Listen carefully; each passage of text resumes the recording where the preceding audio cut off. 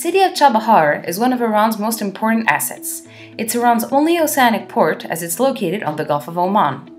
Being close to Afghanistan and the Central Asian countries of Turkmenistan, Uzbekistan, etc., it has been termed the Golden Gate to these landlocked countries. The city of Chabahar is located in the southeastern part of Iran, which is part of a less populated, less developed part of the country.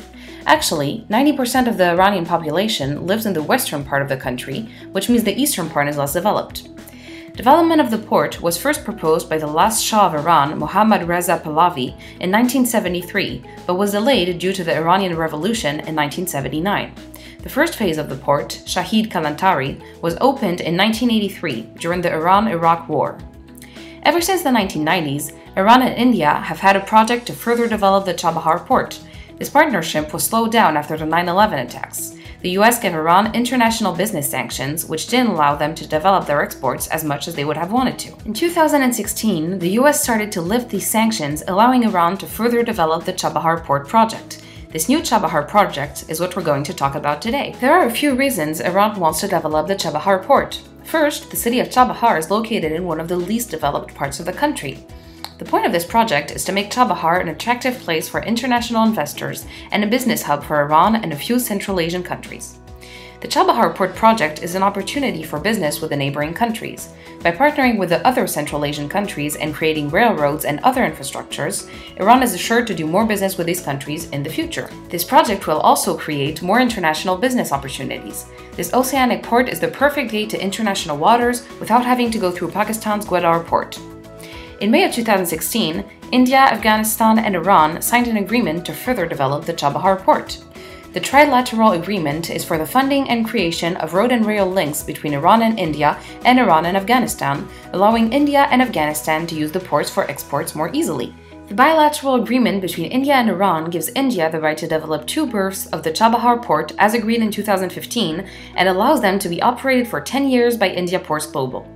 Under the agreement, India Ports Global will refurbish a 640-meter-long container handling facility and reconstruct a 600-meter-long container handling facility at the port. Now let's talk more about each country involved in the project and their interests. First, let's talk about Iran. The Supreme Leader Ali Khamenei plays a big role in the negotiation with other countries about the Chabahar port. Hassan Rouhani is also important since he's the president of Iran. Third, in order to have a good communication with the countries interested in the project, the Foreign Minister of Iran, Javad Zarif, has an important place. Iran wants to catch up with the gloomy growth. Indeed, the country was stuck in a bad economic climate because of international business sanctions.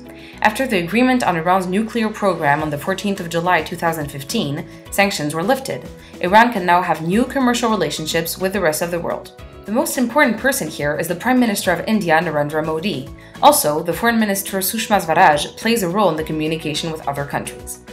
India expressed a great interest in Iran. The country is ready to make a $500 million investment in the port. The main motivation is to have a gateway to the region and Central Asia thanks to the port. It's crucial for the strategic and economic implantation in the region. India is also trying to counter the powerful influence of China on the subject. Now let's talk about China. Xi Jinping is obviously the main actor involved in the project. The Chinese supremacy also wants to enter the market in Iran.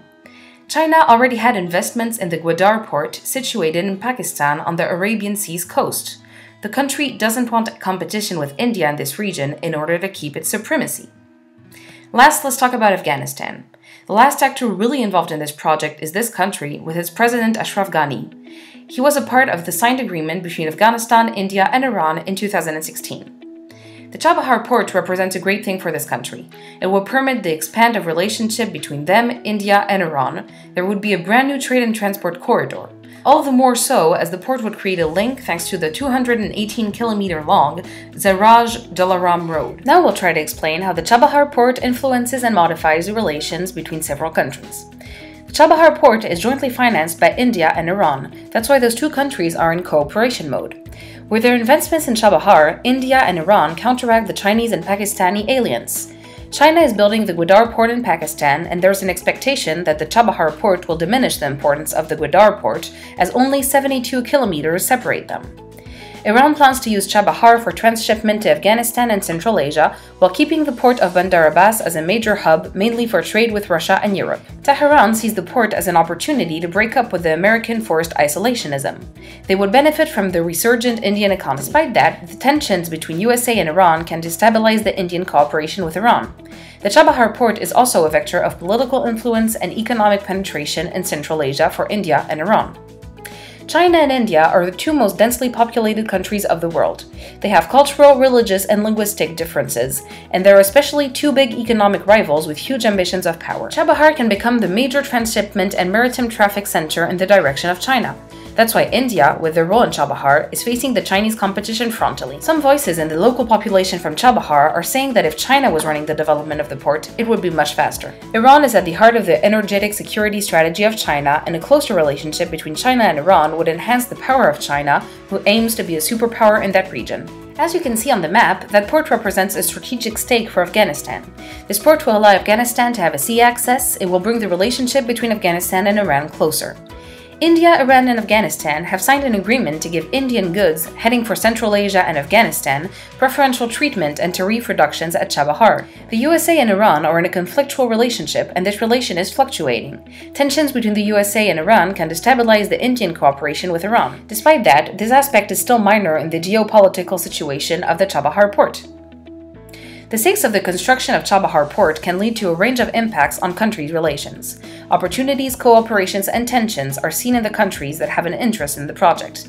It can lead to a redistribution of the power balance in that region of the world. Iran has a strong import and export activity for a country whose economy is supposed to be closed. The main products that this country exports are mineral fuels, oils, distillation products, plastics, iron, and steel. The main import products are cereal, electrical and electronical equipment, and vehicles other than railway. Iran maintains close relations with trading partners. With the creation of this port, Iran will be able to further develop its trade partnership with India, which is currently controlled by Chinese economic forces. Turkey is one of the most loyal trading partners of Iran. Indeed, in 2016, the bilateral agreement concluded by these two countries represented $1.44 billion in importation, and the part for the exportation represented $1.5 billion. Turkey's main exports to Iran are gold, iron, and steel, textile, fabrics, land transportation vehicles. Turkey's main imports to Iran are raw petroleum materials, natural gas, plastics in primary forms, metals other than iron, and organic chemicals. The opening of a port in the Chabahar area in Iran is more than beneficial for its trade policy as well as future agreements that it could potentially sign in the future. The country will no longer be dependent on the port of Gwadar located on the Pakistani coasts, which will facilitate the entry and exit of goods that are imported and exported with its trade partners. One of the major advantages of having a significant right of control over its port infrastructure will be competitiveness against the Chinese giant who already owns a large part of the Gwadar seaport. Moreover, trade with India will be much more present in the future and prosperous. India will have direct access to Iranian trade through the port of Chabahar. In conclusion, we can say that the creation of this port infrastructure will be very beneficial for business in Iran. It's in line with the policy of the current president to open his country to international trade and foreign investors in order to get Iran out of its old policy. This is evidenced by the trip of a French delegation to Tehran with the largest French companies to develop automotive assembly plants. The recent events and the arrival of the upcoming elections in Iran are likely to impact this project and the policy of opening up by President Rouhani if an extreme candidate comes to power.